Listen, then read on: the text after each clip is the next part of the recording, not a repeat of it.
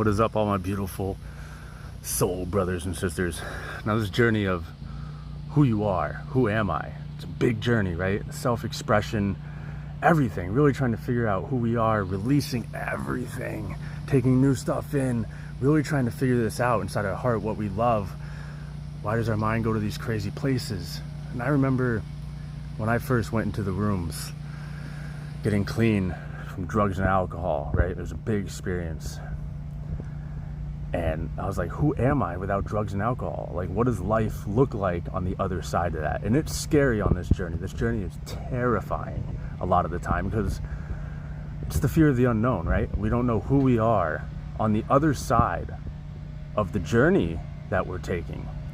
We can visualize it, we can see it in our head, or maybe we can't. Because when I went into the rooms and got off drugs and alcohol, I had no fucking idea. Completely lost. No idea what it was like on the other side. And I think there's beauty in that. Because you hear like people are like, you got to sit down, visualize, see where you want to be. There's a big part to that. But there's also a big part to when you're doing something, you don't know what the other side looks like. Because sometimes when you visualize, you see too much into the future and you're trying to like be there, be there, be there, and you're not there and you get lost in that, right? So figuring out who you are, it's like really, I started the journey with like the just for today in the rooms, right? Figuring out who I was that day, something to work on, something to put forward, something to really do every day to figure out who I was, who I am on the other side of this. And I mean, the journey never stops because every time I release something, release a person, release anything in my life, traumas, move, whatever, and just go forward in life, I have to figure out who I am again. It's like a journey. It's a consistent journey of this self-expression, figuring out who you are inside this human experience.